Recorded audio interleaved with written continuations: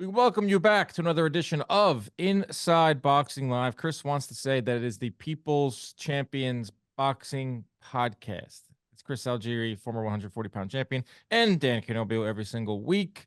Took a little bit of a longer break this time, but we're back in your life for a fun episode today with some mailbag questions, some updates on a lot of fights that are being made, and one fight in particular that's not being made. Chris, how are you? I'm doing well. I'm doing well. We are the uncrowned champion of boxing podcasts out there, but the people know. People People know. do know. Go ahead and leave us a 5-star rating and review.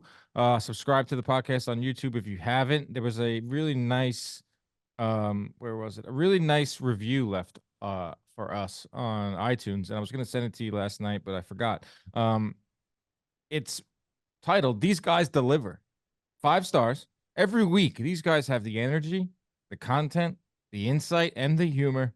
I look forward to it, and I've yet to be disappointed by a single podcast. They deserve all the props they're getting and more. That's a 5-star review right there. That makes me happy. It's But I mean, listen, up to. homeboy's right. He Or is, girl. I don't know who wrote that, but I don't know, a very, very great listener. So I thank you to that person and everyone out there that is listening to the show, to do all that good stuff to keep the lights on. And the lights might go off during this podcast because Ronnie isn't in the room. It happened last time. And Ronnie's not in the room, the light goes off. So if the light goes off, I'll have to get up. Chris, this episode is brought to you by DraftKings. Getting on the action with the DraftKings Sportsbook app. It's the official sports betting partner of the NBA. New customers who deposit $5 or more can get a no-sweat bet up to $100,000 back in bonus bets. So download the DraftKings Sportsbook app. Use code IBL. New customers get a no-sweat bet up to $1,000 if your first bet loses. I've never lost a bet in my life. Asterisk. Only on the DraftKings Sportsbook with code IBL. The crown is yours. Gambling problem? Call 1-888-100-GAMBLER, or in West Virginia, visit www.1800gambler.net. In New York, you can call 877-8-HOPE-NY or text HOPE-NY. In Connecticut, help is available for problem gambling. Call 888-789-777 or visit ccpg.org. Please play responsibly.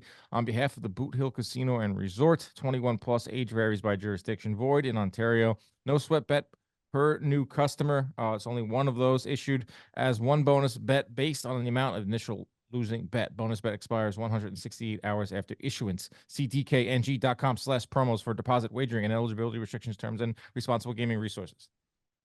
Done with that. Chris, there's a biggest story in boxing, Chris. The biggest story in boxing remains: who is Canelo Alvarez going to fight on May 4th? The timeline to this fight and his opponent is just getting weirder and sillier by the day. Bear with me a second, Chris. I'm going to explain to you the timeline, all right? So Canelo holds a press conference in Mexico. He announces that he's going to have a press conference in Mexico, and everyone was speculating that he was going to retire. He was going to lower the prices of oxtail. He was going to announce a run for presidency. Everything had the Twitter world and boxing world abuzz. It turns out that he's just going to extend his contract with TV Azteca, Azteca over there. So all his, it's pretty much business as usual, but it's great press for that Mexican network. So he holds his press conference in Mexico where he says he will be fighting on May 4th. He rules out Jaime Munguia. He says it will be an American opponent. So that keeps David Benavidez in the running, keeps Terrence Crawford in the running, keeps Jermall Charlo in the running. That's until reports say that Canelo has no plans to fight Benavidez in 2024. He says he'd gain nothing by beating the smaller Crawford. And Jermall Charlo offers us a video from a jet ski somewhere in the islands where he says that I have had a single conversation with Al Heyman since my fight, which was in November. while chugging rum runners. While looking a little toasted. Yeah, so that's the latest with Canelo. I have no idea what to expect anymore. The biggest story in boxing world is that there's no story around Canelo. Canelo. There's no story. Dude, that announcement, to make an announcement to not really announce anything, was the most ridiculous thing I've ever seen in terms of boxing media. There was so much hype and discussion going on around that. Biggest letdown I've had in a long time when it came. What did you think it was going to be? I thought he was going to announce that he's fighting Charlo, and then that he was going to be fighting. I was hoping, I was being optimistic, CA, which I'm almost never these days, that he was going to fight Benavidez in September, or he was going to announce that it was Crawford in September, which was going to piss me off. But I thought it was going to be something. It was literally just to hype up the Azteca deal, which Good for them. good for them, great for them, great for them, good for him too. I'm sure it's going to be good for him money wise. I think But it's cool that his fights are free for the people of Mexico. yeah, that's awesome. But I don't know, man. He's not doing us any favors as boxing fans lately. I don't know who he's gonna fight. I understand like this conversation. He's Canelo. He can do whatever he wants. He's earned the right. He's earned the right. That's not true. You cannot, if you are the face of the sport, you cannot do whatever you want. You can, but it's going to hurt your legacy. You can, but you're going to get a lot of flack from everyone around you. You can, but people are going to talk shit, and we all know he doesn't like when people talk shit. So we're gonna, if you don't fight David Benavidez, we're going to talk shit. We are too. I'm a pro Canelo guy. I'm going to talk shit if he doesn't fight Benavidez. Of course, it's not even like hating, quote unquote. You're not saying anything. No, it's not hate at all. I like Canelo. I really like Canelo. It's the fight. It's the most obvious fight. It's that's why this whole game that we're playing, this wacky timeline, we can't find an opponent. The opponent has been there for the last year and a half. It's David Benavidez, and if it's not September, and it feels like it's never going to happen. It's obviously not going to happen in May unless something crazy happens. But even the WBC says they're going to issue. Suleiman says they're going to issue. They're going to issue Benavidez as his mandatory in March. I don't know what they were waiting for that, but we're running out of opponents here. And just because Charlo says that he hasn't spoken to Al Heyman since November, yeah, that doesn't mean anything. Like I think Charlo's the favorite. I still think it's a PBC fight that could be made. He showed up, or he called into a streamer's Aiden Ross's stream, and he was drunk the other night asking to commentate on one of his things, and he says he's bigger than Gervonta Davis. Like, you can say what you want about Jamal. Hasn't fought in forever. No one's really excited about that fight. But I don't know. My guess would be Jamal Charlo to fight Canelo next. It's going to be Jamal. I mean, I'm not sure of anything, especially lately when it comes to Canelo and what's going to happen. But it just, I mean, the writing has been on the wall, and it just feels like lately, whatever the first thing you hear, even in a long line of it's always the first thing. Like the Devin Haney, Ryan Garcia thing. We heard that one first. We're like, oh, and then it was all these different guys, and then we go back to that. We're back to that. There's a lot of just bait and switch going on, but it's really not. It's all smoke and mirrors. And it seems like, especially with the announcement from last week from Canelo, it's a lot of smoke and mirrors. I think it's just going to be Charlo. And there's a lot of rumors going around too. None of them have been confirmed by anyone that Canelo will be leaving the PBC. Like there's money issues with PBC. And they can't guarantee the 35 million for Canelo. So that kind of got shot down on Twitter. We're seeing a lot of people throw out a lot of rumors. It's interesting because it's February 20th, right? His fight is May 4th. He says he will be fighting May 4th. It's just a matter of who. So that's what the boxing world is waiting on. He's still is the face with of that new deal with Azteca. He's definitely going to be fighting. He could fight a cab driver. If it's free for the Mexican fans, they're not going to care. Right, but if there's ever any doubt of who the face of boxing was, it's still Canelo, because this guy said, "I have an announcement to make on Tuesday." He said this on Super Bowl. And we're all there, bated breath. Right? And it was nothing. Still got it. He still got it. It's Canelo, man. He's still the guy that moves the needle. Got everyone speculating. People talking about him retiring. One thing he did say was that he was going to fight for another 4 or 5 more years, which is, I love that. That's like at least 10 more fights. A long time. 8 to 10 more fights. We'll see. If he fights Benavidez and loses, I mean, he'll have to have a rematch there. But are you a little shocked that it's not Benavidez? Like, are you a little shocked that, like, what's going on with this? Because I don't like to use the word ducked. I don't really believe that fighters do that. But what the hell is going on with Canelo and not wanting to fight David Benavidez? Listen, I never expected Benavidez to be in May, but I really did expect it to be in September. And if it doesn't happen in September, it's never going to happen. And that sucks. That really sucks for fight fans. That sucks for Canelo. That really sucks for David Benavidez. But this is just weird, and it's getting weirder. If it was going to be Jamal Charlo, which nobody wants, right? Nobody wants except for Charlo and Al Heyman, and probably Canelo. But if they are to make that fight, and then he fights Benavidez in September, and I've said this before on the show, I'm okay. I can deal with Charlo. We got Benavidez coming in September. But if he fights Charlo in May and then doesn't fight Benavidez in September and doesn't fight Munguia in September and ends up fighting anyone else, X. That X could be Crawford. Dude, I might have to jump off the Canelo train because, dude, you have the most viable contender possible to fight, and it makes such sense, and it's a commercial blockbuster. How do you not take that fight? It's Right. crazy. But on top of all of that, the governing bodies who are allowing him to sit on these belts is disgusting. David Benavidez deserves to be fighting for these belts. If Canelo's not going to fight him, strip those belts. Let David fight him because David will fight David Morrell. Benavidez will step in and fight David Morrell for one of those titles because he's that dude. And listen, we want the best fights in the world. We want champions. We want the guys with the belts to be the best guys who are fighting the best guys, not the face who could just sit on belts. It's just weird. Like, why do you think he doesn't want to fight? Do you think he like he's not scared? Like, do you think he just can't win? Like, what do you think his reasoning is for not wanting to fight Benavidez? I don't think Canelo's scared of anyone. I mean, I don't know how much he has control because there's always handlers, right? There's always people around guys who think they should fight a guy or shouldn't fight a guy. I don't really know what the holdup is, and he hasn't really given a good excuse. He hasn't given really any excuse why he's not fighting David Benavidez, which is not good either. I mean, it's a tough style for sure. I don't know for sure that Canelo beats David Benavidez, even if they fight right now. I still think like people who are saying, David will blow him out. I don't really see that Hmm. because there are people saying that, and people who really know boxing are saying that. I think it's a good fight either way, and I don't know, man. Especially Mexican legends, they're known for fighting What I the mean, toughest guys around, and even losing. It's okay, and getting beat up bad. Like guys lose. De La Hoya beat the hell out of Chavez Senior twice, and it didn't knock any luster off of Chavez.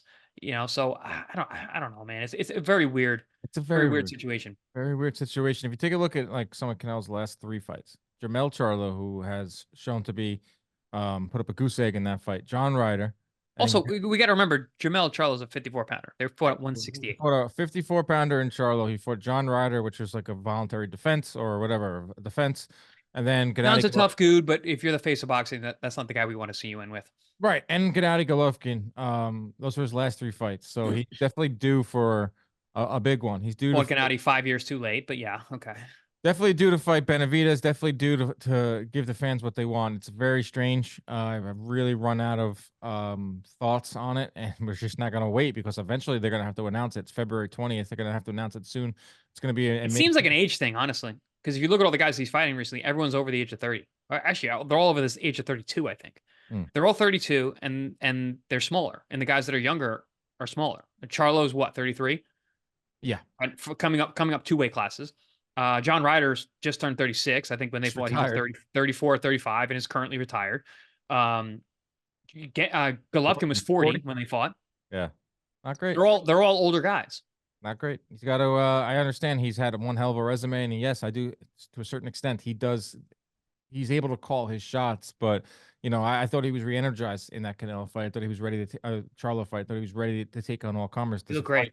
He right did look great there. against a guy who didn't want to fight. Yeah. There's a fight right there waiting for you to have a huge one, Benavidez, and hopefully that happens. But Dan, to your point about him, like in his legacy and what he's already done, and it's hard to knock him because of what he's already done. If that's the case, and you just want to fight, kind of showcase fights and not really be in there, those belts got to come off. They got to come off your body. You can't be the top of a division.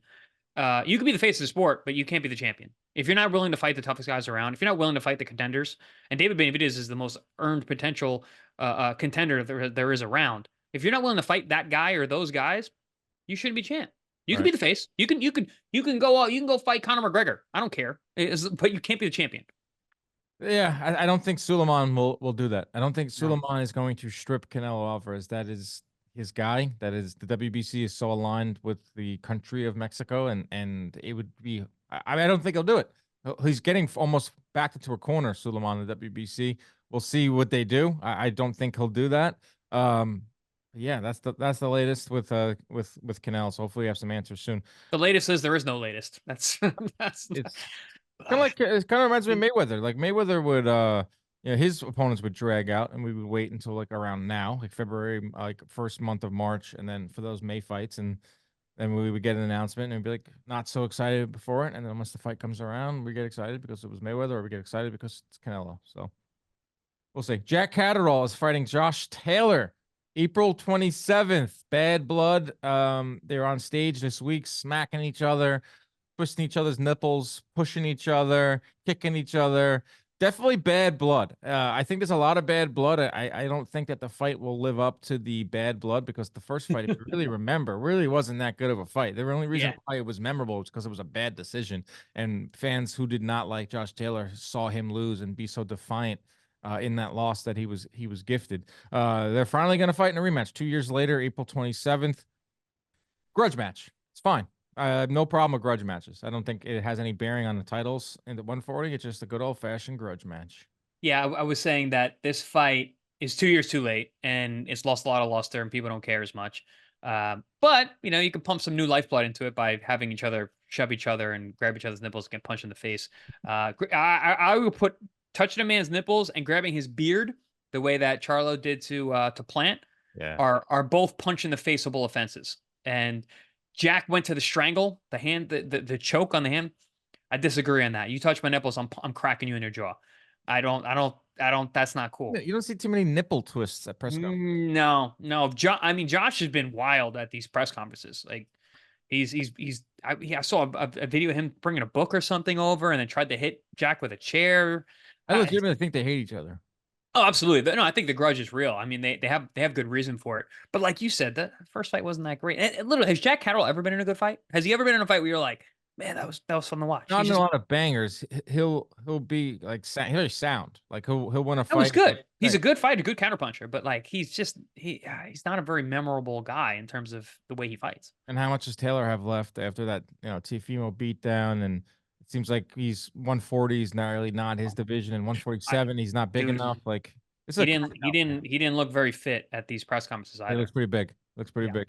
That's April 27th. You could drop that into like a very loaded 5 or 6 weeks stretch of the boxing schedule. So that would be a fun one to kind of just a good old fashioned grudge match. This weekend, Edgar Berlanga is back in action in Orlando, facing Padraig McCrory, a Brit. Berlanga, we know the story about Berlanga by now, right? He's the flash in the pan that once was, and now he's trying to regain that knockout streak or regain that knockout fierceness, and he's got a lot of decisions back to back to back, and he's kind of waiting in the wings. I can fight Canelo, I can fight Munguia, I can fight this guy.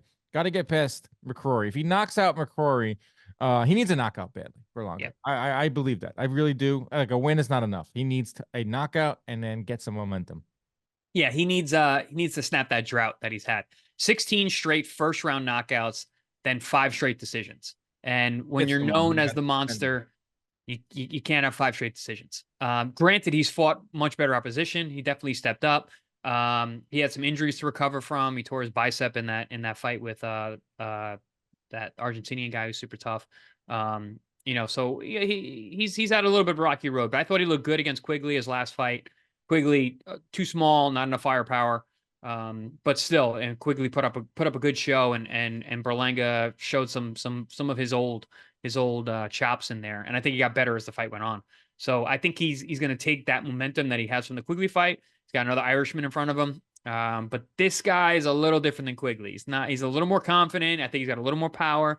Definitely more of a 68 pounder, but I don't think he's as good as Quigley in terms of his boxing skills. And Quigley put on a great performance that night, and he fought very, very well. He had Andy Lee in his corner, and they had a great game plan. They just didn't have enough firepower, like I said. And I think this guy presents some things that'll make this fight fun while it lasts. But there's going to be a lot of holes and a lot of opportunities for Berlanga to land. And I think we potentially could see the end of that drought. I would like to see a knockout. I like to see Berlanga. He's a character. Get back into the mix. He can fight too, man. He's fun when he's on. It hasn't been on in quite a while. The Quigley fight went the distance. Romer Alexis Angulo, 10-round distance. Steve Rolls, 10-round distance. Marcelo Steve Rolls is good though, man. Steve Rolls is a tough guy. Yeah, I've called a bunch of his fights. He went the distance with Coceres. He went the distance with Damon Nicholson. That was the first fight that went the distance in his career was with Damon Nicholson in 2021. So hasn't had a knockout since 2020. That's crazy. Scored a bunch of knockdowns in those fights though, even though Quigley dropped like 2 or 3 times. I think he dropped Damon twice. You dropped Quigley in the 3rd, the 5th, and the 12th. Yeah, Coceres was a war, and he tore his bicep, his left bicep in that fight. Angulo was just a very, very poor showing. That was the worst That was when fight. he. That was the when he bit. Fight. Yep. That was bad. Yep. It was rock bottom for him. And I'm Steve rooting for him. Rolls is just a tough guy who fought a really good fight that night. I'm rooting for Berlanga. I want to see more characters in boxing. Let's throw him in the mix at 168. Fight Munguia. Look at some of the Awesome guys at fight. 168. Don't look at Canelo because you're not going to get him. Who knows? Maybe you He will. might, dude. I'm telling you. Who He knows? might. Maybe you will, but just get That might be the main fight. As crazy as this is. Munguia was in the mix for a while, and I really like that Munguia Canelo fight. I like that idea. But also I like Munguia. I like Munguia with a lot of people. He's just fun. Munguia Berlanga is a great fight. Munguia Canelo. I like Munguia David Benavidez. Granted, these are all across the road. They're very difficult to make, but they're all fun fights. I think Munguia versus Berlanga will be next. It's all DAZN fight. It could be all action. It's Matchroom versus Golden Boy. They've worked together. Mexico versus Puerto Rico. That's the fight. So Berlanga wins this. Looks good.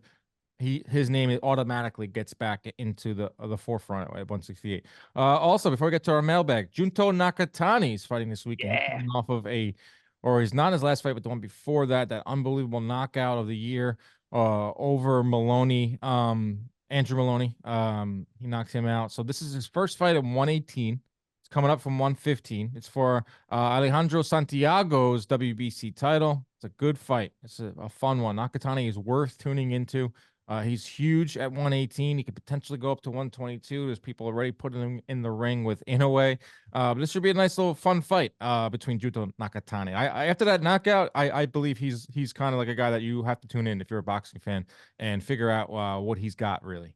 So I called a bunch of Junto's fights for Top Rank International when he came over here and fought in the States a bunch of times. He's fantastic. He's really, really, really good. Huge for the weight class, even though he's moving up. I still think he's big. He's very tall. He's very long. Great skill set, good power. But he's got a tough fight from him. Santiago, we were calling that fight live, you and I, for PPV.com when Santiago beat Donaire. Right. Remember that? Right. And he put on a great performance against a very, very dangerous Donaire. And he showed his youthful exuberance in that fight. He threw tons of punches, really came on strong down the stretch to beat Donaire, which is not easy to do even at 39, 40 years old. The guy has a majority decision with Gary Antonio Russell. Like the guy can fight. And so this is not an easy fight for Junto Nakatani. First fight at the weight class. So I think that's I don't know. It's not the first fight at the weight class. It's not. I thought it was his first fight at 118. Pretty sure it was. Oh, maybe it is. I'm looking at the wrong guy. First fight at 118, and it's a title shot. And oh, yes, it is. Yes, it is. Not again. So yeah, exactly like I said. Not an easy entry into a new weight class fighting a guy like Santiago, who's obviously been there before and knows how to deal with guys with power. Because if Donaire has nothing left, he's got a ton of power. He's got power. If he wants to stay at 122, we got Jason Maloney.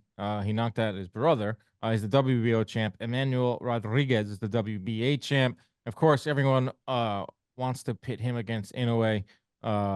All Japanese affair. That would be awesome at the Tokyo Dome. Nakatani's big. I could see him going up to 122 next. Who knows? There's plenty of time to make a fight with Inoue. Not that I think this should happen next, but I went to the ESPN fights on Friday night at the Garden. Saw our guy Joe Tess, hung out with him, saw a bunch of our listeners. It was awesome to be back in New York at a fight. There's not many of them these days. And Bruce Carrington. Did you see that knockout? Yes, I did. Bruce, he is awesome. He is really good. And he's at 122 right now. Or excuse me, featherweight. He's featherweight. He's at 126. 26, yeah. Yeah, and he was his first fight on regular ESPN. He had been fighting on the undercards. Putting up the show on ESPN. Had a nice lead in with the NBA All-Star weekend. And I'm in the backstage area and I'm watching him wait. He's waiting because there's like a 10-minute delay because boxing always gets delayed on ESPN, even if it's a celebrity freaking basketball game. Anyway, Carrington is just waiting. You could just see like he's got so many thoughts going through his mind. He's about to make his big moment on ESPN. And I see him make his ring walk. It's the coolest thing in the world seeing that happen. And then he goes in there, and I'm watching from the stage, and he just looks so fluid, and he has a spectacular knockout.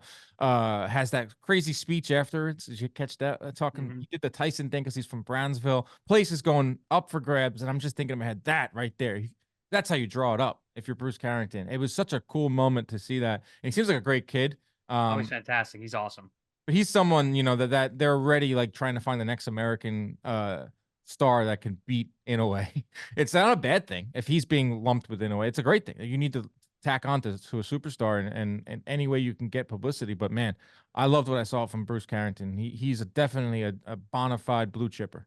Absolutely no. That kid is awesome. He's a great kid too. Yeah, I think the upside on him is tremendous. I just hope they don't rush him. I think he still has some more development to do. He keeps shining with his opportunities. But it's still early on. He's got some maturity to get under his belt, got some experience to build. It's tough fighting some of those guys who've been around for a long time early on because they can take a lot out of you. I always think about Felix Trinidad when he fought David Reed and when he fought Fernando Vargas. Like, yeah, they were budding young guys coming up really fast, and then you put them in with a killer like Trinidad or a killer like Inoue. It can take a lot out of a young fighter. I think Top Rank will handle them correctly. Yeah, they always do. They're the best. They're the best developmental so good promotion out there. It was awesome to see everyone over there. It's good to be back in New York Fight Night. Main event saw our guy Oshaki Foster with a close fight with Abraham Nova. Fun fight over on with my guy Nova. That's my dude, man. The bearded man with the mascot. That was Friday night. Anything else happened Friday night? All right, so Keyshawn Davis. I told him I picked him to beat Pedraza, and he was cool. He was asking me what he thought about the Tiafimo stuff. And I was like, well, I don't know. I was like, you're doing what Tiafimo did to Lomachenko. Like, I have no problem with what you're doing. Like, you're calling out, you're looking to fight the best. You're calling out big names, what you're supposed to do. I don't think it looks forced. And he's like, all right, man, thanks. He's like, the thing with Davis is he's looking for approval, and he's looking to see how he looked in there, and not just in the ring, but also like how he was looking afterwards, calling out Tiafimo. Yeah, well, I mean, there is no handwritten route on how to do it. How to do it. Everybody's got to find their own way, and that's the way that he's taken. Also on Friday, we had a really good fight on ProBox TV. Ramon Cardenas beat Picasso. I don't know if you saw this guy's jaw. No, his jaw got broken in the 5th round. I mean, there was teeth all over like that. You literally could see the break in his jaw when he got hit. First of all, we heard it ringside. It was a right hand. Was that through the headphones? Yeah.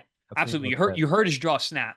And then the blood started flowing. And then we saw a couple clips where we could see into his mouth. Dude, teeth were like in very, very, very non-anatomical places. Really, really nasty injury that happened. Unfortunately, because it was really turning out to be a good fight. Not that it wasn't, but it was starting to heat up.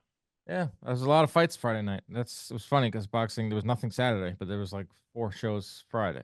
It's just boxing in a nutshell.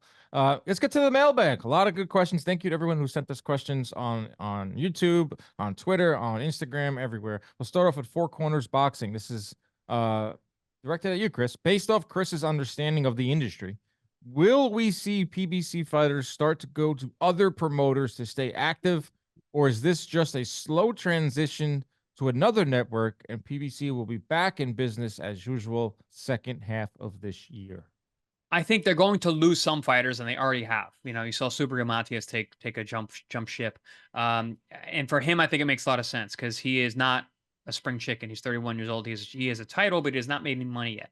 He cannot be on the PBC track where you fight once a year. He needs to get active. He needs the big fights. So jumping over to Matchroom, I think was a brilliant idea for him and his team because there's a lot of guys for him to fight over there, and he's one of those guys. He's willing to fight anybody because he needs to. So I think that Al is going to lose some guys. He's not going to lose his diehards. He's not going to lose the guys that are beholden to PBC and have been for a while.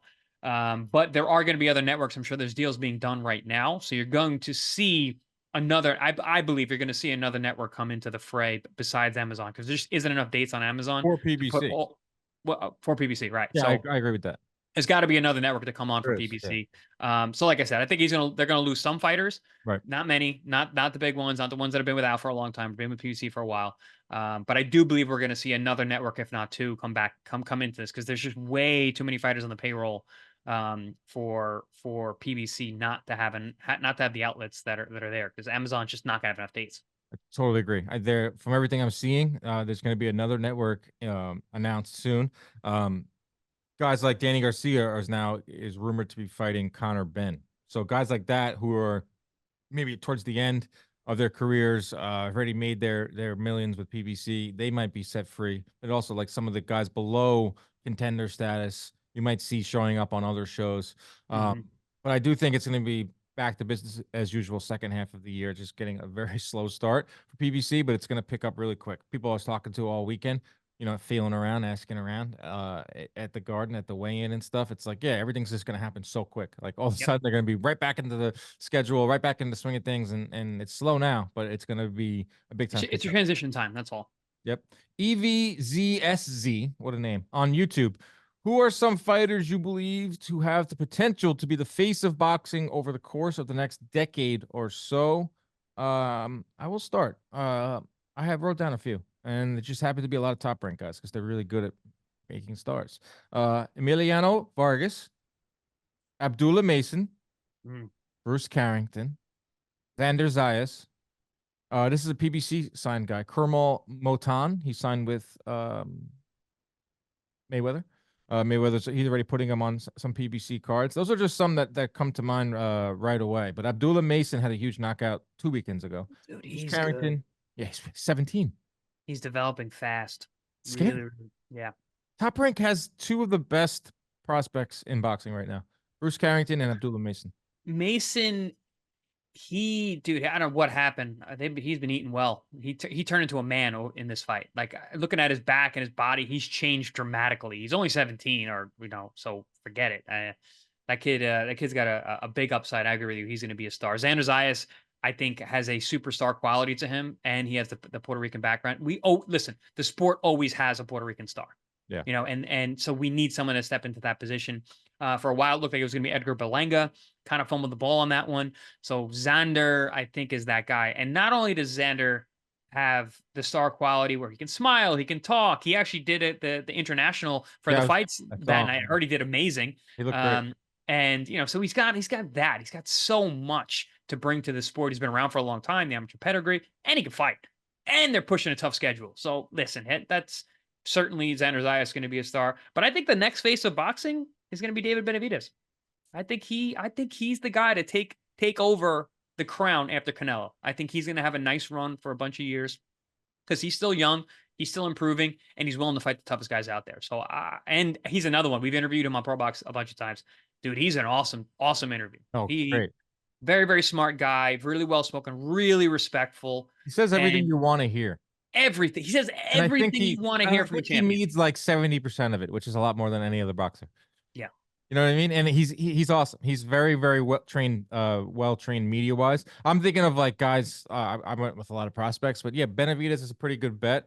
Devin Haney, if you want to get into guys that are already like champs, already like at that level. But especially if Benavidez stays at 168, let's say he gets the Canelo fight and beats him, or he doesn't get the Canelo fight and beats Morel, and then he goes to 175 and he fights the winner of Bivol Beterbiev and he beats them, then you're looking at a guy that's like there's bona fide face of boxing, superstar, top 5 pound for pound, Mexican, good smile, can talk. Yeah, that's a good call. I like that a lot, and he's got a nice path to do that. At Homer, our guy on Twitter, he's a big time listener of the show for years. In his view, what are the top 3 to 5 Chris Algieri performances to show someone not familiar with Chris's career?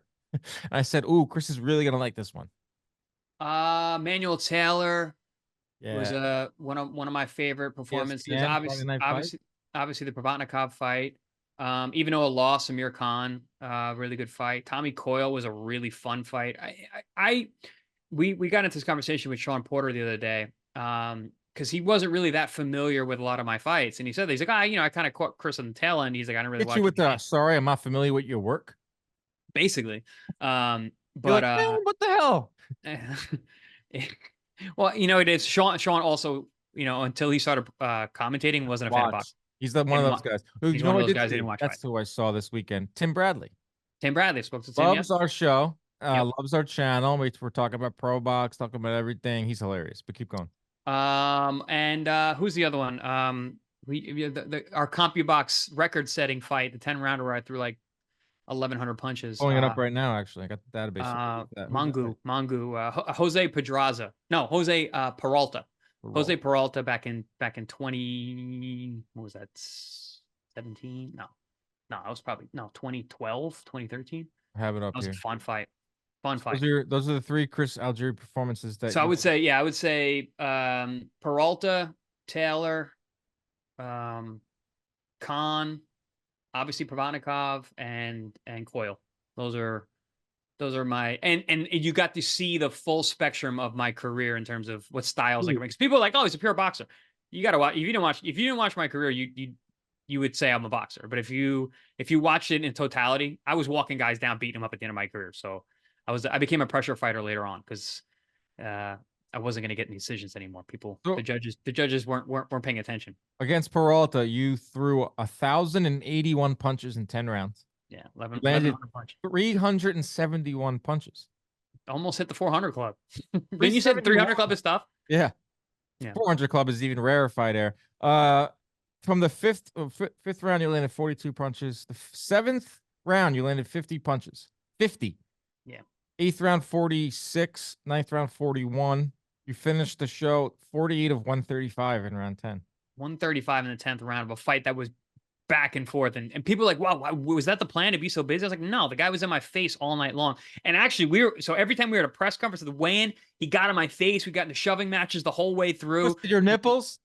No, I didn't touch my nipples. Like I said, I would have punched him in the face at the press conference. But yeah, no, he was trying to get after me the whole time, talking shit at the press conference. Man, that was a fun one. Nice, Chris. That was impressive. This guy still got it, man. Marvelous 004. How much weed do you think Bob Arum smokes a month? Oh man, I mean, I've been around him. I know. He's on edibles now. He does. It's edibles. It's not a smoking thing. It's an edible thing. But he says that every night, sleeping, traveling, dude. That guy flies all over the world all the time. Jet lag is not a thing for him.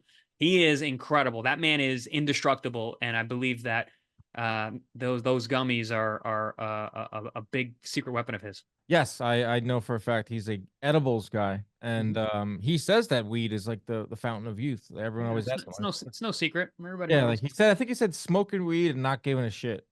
Just that's the key. Someone asked him recently. I guess that's such a Bob. That's such a Bob answer. How much money he's been wealthy for the last like 50 years, right? Since in his 40s. Yeah. He promoted Ali. He was wealthy before that, though. He was a very successful lawyer. Lawyer. Very successful lawyer before he got into boxing. He's the most interesting man I've ever been around. He's awesome. You can say what you want about him. I know there's a faction of people that don't like him or don't like his business practices, but you cannot deny how impressive it is that he shows up in Japan. He'll show up at Saudi, first fight of the night in I didn't see him in New York, but the first fight of the night. Oh yeah, but it's not him. But I've seen him. I've seen him on his phone. Okay, right. But I'm just saying, he's first fight of the night. He's in his seat. First fight of the night. It's only like 6 p.m. Like first fight. No one else is there. So, the guy loves boxing, and when he is gone, and it's gonna be a void. Two Beers Podcast, great show. Go check them out. Who's a tougher hypothetical opponent for Devin Haney? A focused Teofimo at 140 or Boots Ennis at 147? Good question. I think both are really tough. Man, that's focused Teofimo at 140. Focused Teofimo is a nightmare. Which is at 140. That's where Haney, I feel like, is going to be for the next couple of years. Or 147. That's a whole nother animal with Boots Ennis, who is a career welterweight. It's just, I guess it comes down to how much do you believe in Boots Ennis, or how much do you believe in Teofimo at 140? So the issue is that we haven't seen Boots enough. We haven't seen him in with top tier guys. We've seen Teo in with Lomachenko and Taylor, and we've seen how phenomenal. But we also see how bad he is. But when you say focused, yeah, I mean, I think a truly focused, top notch display by Teo beats Haney. So I'm gonna go with Teo because there's too many question marks for Boots. We all know Boots is awesome. But guys, you got to be in tough fights with real guys to really show it. And he hasn't been there yet. Listen, in 6 months when he fights and he beats some tip-top guys, this is going to look dumb, but it doesn't matter. He hasn't fought him yet, so we can't say. God, I wish he would be active because talking about facing boxing. He wants to be. Talk about face of boxing. That guy has all the potential to be it. It's just one of the most mismanaged, strange careers, Boots Ennis. I hope it changes. He's one of my favorite guys stylistically to watch today. He's got everything. I mean, he's Everything. like literally every punch, every movement, He fluid. reminds me of a more fundamental Terrence Crawford. Right. Super athletic, but also very fundamental. He's my favorite style to watch in the world today. I just want to see more of them. Four corner boxing sent a lot of questions, but I picked out some of the better ones.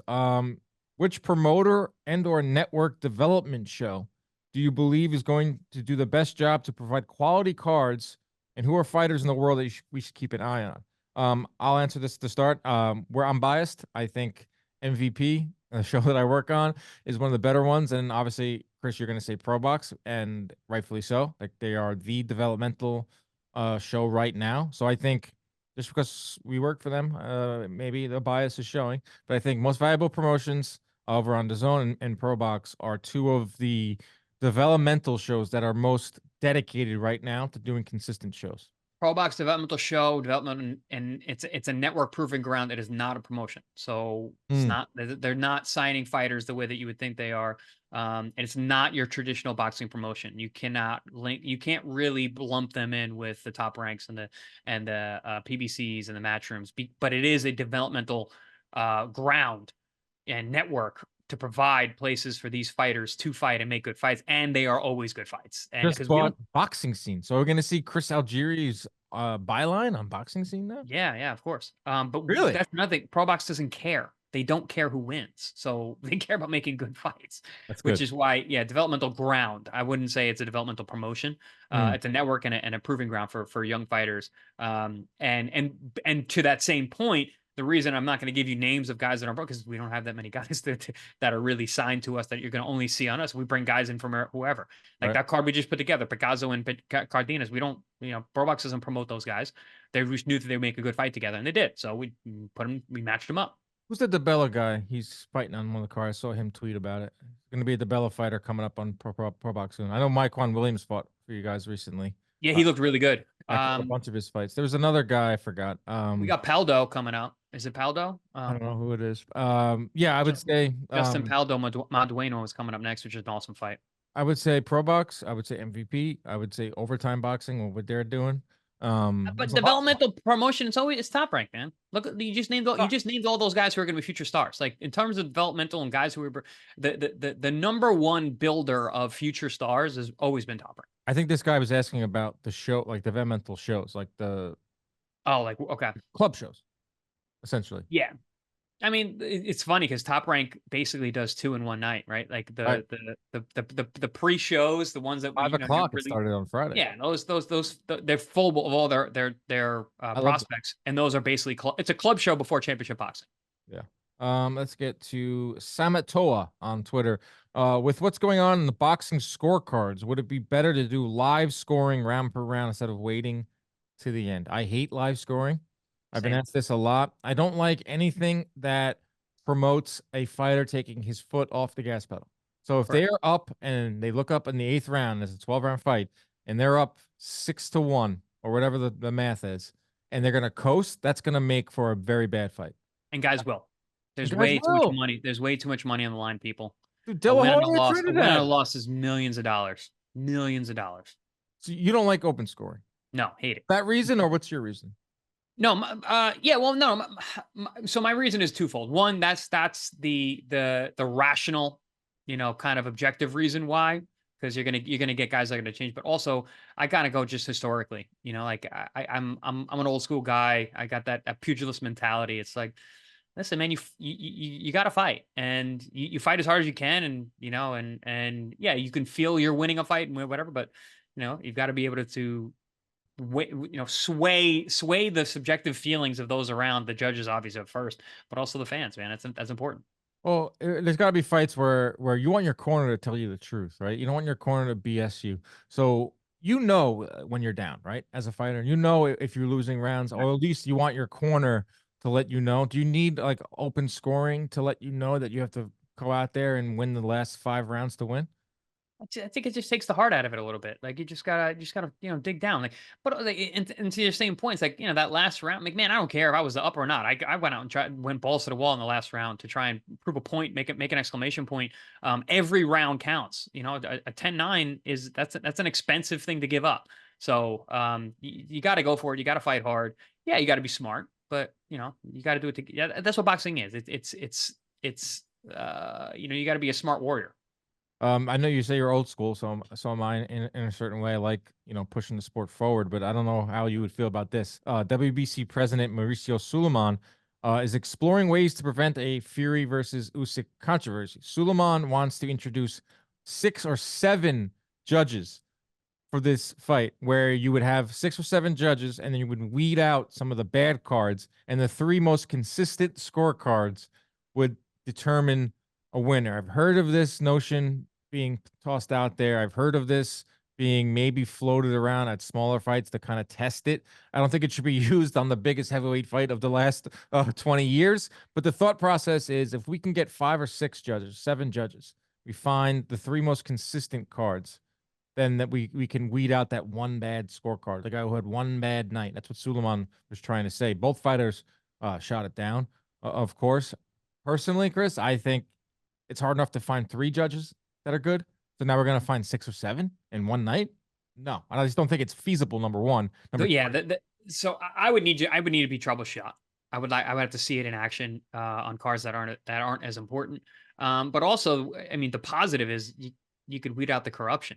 It'd be that much more difficult to compromise 3 out of 7 judges rather than 1 or 2 out of 3. So there is that, because there is that in this sport too. Let's be realistic, guys. So yeah, I don't know. It's a novel idea, but it's nowhere near being able to be used in championship fights.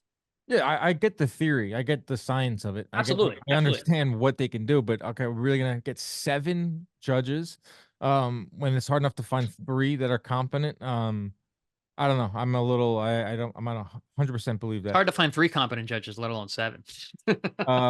Weber 163 on YouTube. Question for Algeri. Not that you'd avoid any fighter. Did you regularly weigh the pros and cons before taking a fight? Maybe financially, stylistically, or both? Thanks for the content and expertise from you both. Awesome question. And I have a real world example. So before the Provatnikov fight, and it was around, I guess it was right around, I was getting ready to fight Taylor. And I kind of had the option to fight either one of either Lucas Matisse or Ruslan Provatnikov. So I had Lucas Matisse for a Golden Boy card, and I was making more money for that. I'm not going to give dollar amounts, but there was more money offered for the Matisse fight. And do you have a title at the time? No.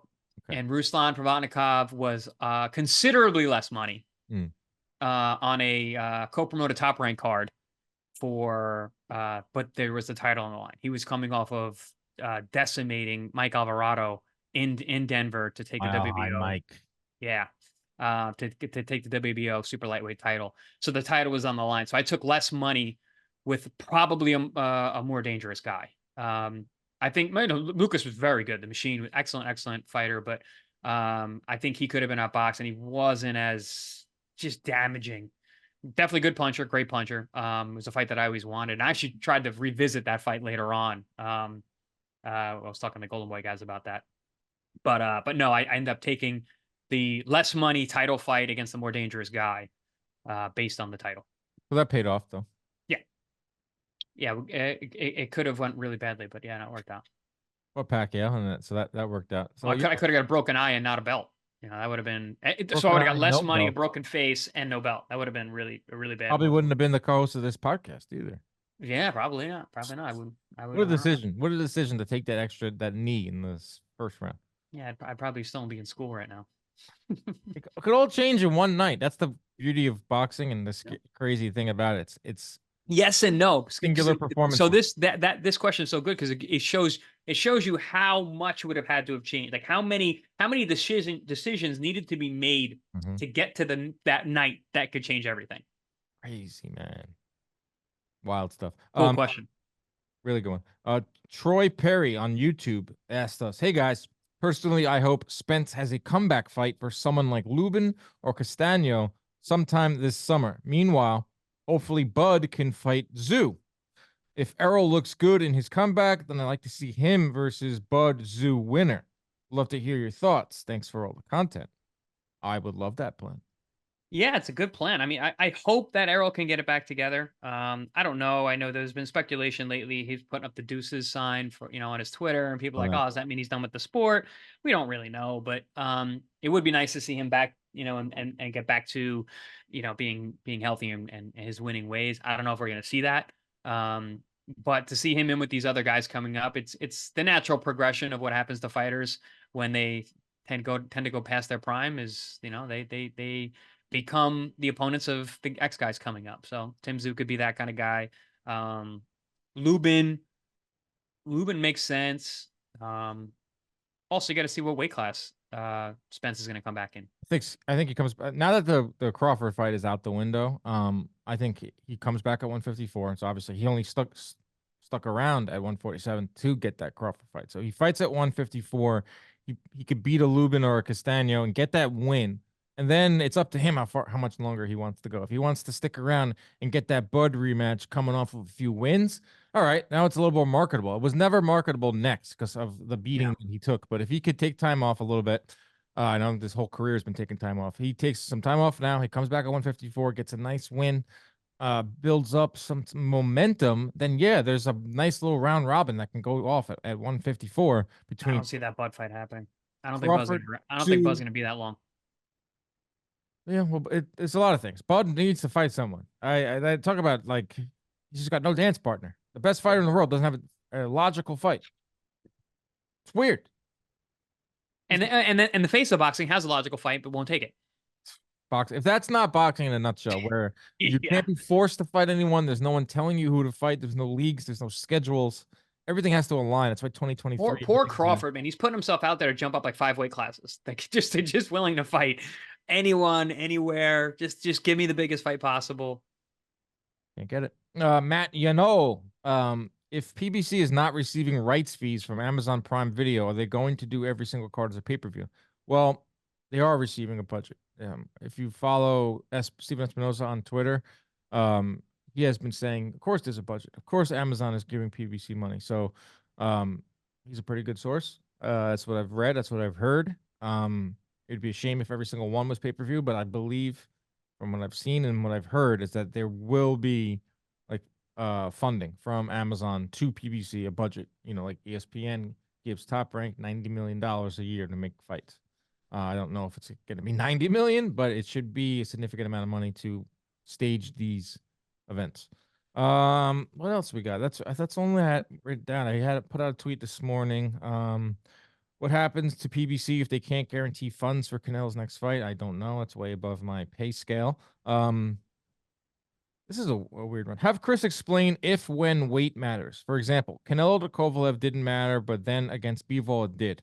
I don't believe weight will matter for Crawford if you fought Canelo because the skills are so high. Can you dive into that? That's just skills, right?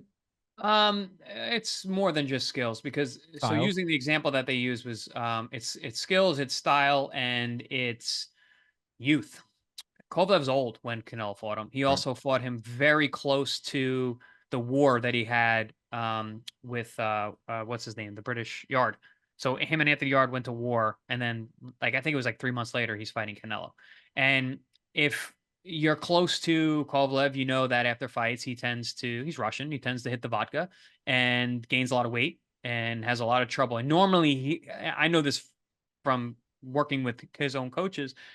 He usually goes away to camp just to make weight for the first couple months, and he has a very long camp just to shed pounds, and then works on his boxing after that and his sparring to get closer.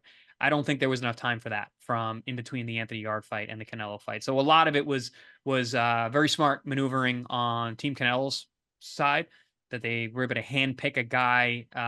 It's kind of similar to what Sugar Ray Leonard did. He kind of handcuffed some of his opponents. He did the Hagler, made it a smaller ring, bigger gloves. Bigger ring, bigger gloves, less time, less rounds. So there are ways to maneuver things. And also you see fighters and they do rehydration clauses. There are ways to handicap at the negotiating table that can really be helpful. especially when you're So, Canelo. right. Well, yeah, when you're in the driver's seat, there's a different thing. And then with Bivol was young. Bivol was younger, but also stylistically, I don't care what weight they fight at. I don't think Canelo ever beats Bivol. That was a really poor decision to jump up to fight him. Just stylistically, he's just a nightmare for him, for Canelo. So I don't think the weight mattered in that one. I think that was skills. And with the Kovalev fight, Kovalev was winning that fight too. He was beating Canelo. He was winning. People He forget was winning that fight. He was winning that fight, and then fell apart late. But yeah, I don't know. I weight, honestly, it's weight's a tricky thing. It definitely can affect certain guys, but a lot of it has to do with style. Yeah, styles. I that's something I'm learning more and more. Calling more fights, studying the game a lot more. Is the styles are everything.